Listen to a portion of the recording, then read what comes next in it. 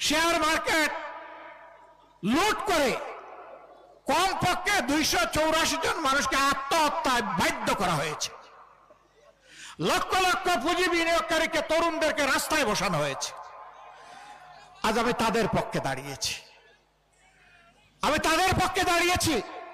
যারা এদেশের মানুষকে গোলাম বানিয়ে নিজেরা জমিদার হয়ে বসেছিল, তাদের বিরোধিতা করতে গিয়ে যারা আওয়াজ তুলেছিল, তাদের কণ্ঠ স্তব্ধ করে দেওয়ার জন্য জনগণের টাকায় কিনা অস্ত্র থেকে গুলি ছোড়া হয়েছিল।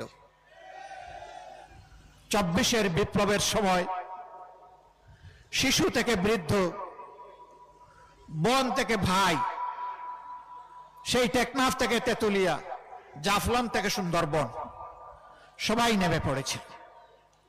মা তার 10 মাসের কোলের অবুঝ শিশু নিয়ে রাস্তায় নেমে পড়েছেন রাজধানী ঢাকার উত্তরায়।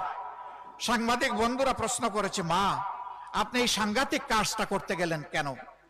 তিনি জিজ্ঞেস করলেন, আমি কি সাংঘাতিক কাজ করলাম?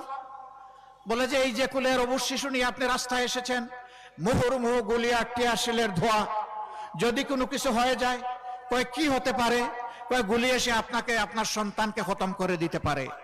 সে মা চিৎকার দিয়ে সেদিন বলেছিলেন, সন্তান আমার একটা নয়, আজকে বাংলার রাস্তায় আনাচে কানাচে লক্ষ লক্ষ যে তরুণ তরুণী নেমেছে, সবগুলো আমার সন্তান।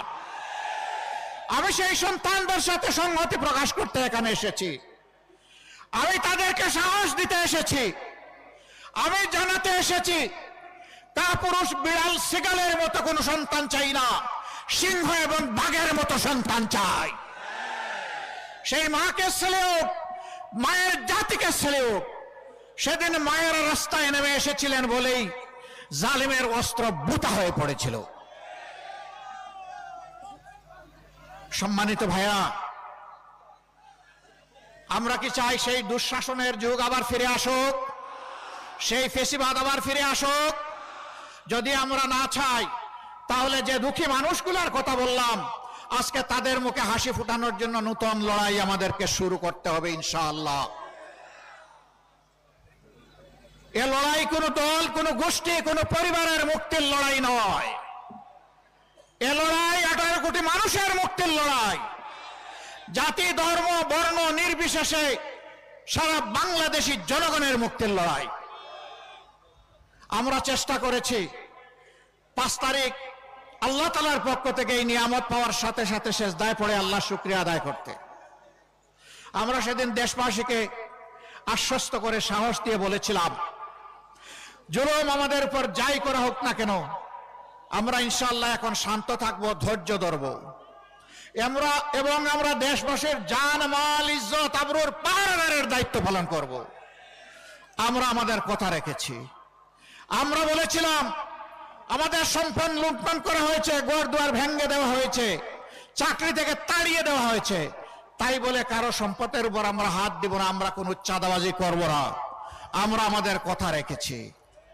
আমরা বলেছিলাম, যারা আমাদের ক্ষতি করেছে, আজ আমরা ঘোষণা করছি তাদের উপর থেকে আমরা কোনো প্রতিশোধ নেব না। আমরা আমাদের কথা রেখেছি। আমরা বলেছিলাম, আমরা মামলা দিয়ে হয়তো কোন নাগরিককে আমরা কষ্ট দিব না, হয়রানি করব না। আমরা আমাদের কথা রেখেছি। আমরা সেটা করিনি। আমরা বলেছিলাম, এই দেশ শুধু মুসলমানদের নয়, অবশ্যই মুসলমান এখানে সংখ্যাগরিষ্ঠ, কিন্তু মিলেমিশে ফুলের বাগান, আরো 3টি ধর্মের লোক এখানে বসবাস করেন। আমরা তাদের জীবনের ইজ্জত এবং সম্পদের পাহারাদার হয়ে দাঁড়িয়ে গেলাম। কোন দুর্বৃত্ত তাদের দিকে চোখ তুলে তাকাতে পারবে না, কোন হাত তাদের দিকে বাড়াতে পারবে না। আমরা আশা করেছিলাম রাজনৈতিক দলগুলো সেখানে দায়িত্বশীলতার পরিচয় দেবে, কিন্তু আফসোস, সকলে এই দায়িত্বশীলতার পরিচয় দিতে পারেননি। আজ তাহলে দেশবাসীর কাছে পরিষ্কার হয়ে গেল, এই দেশের মানুষ, মাটি এবং সম্পদ, ইজ্জত কার কাছে নিরাপদ।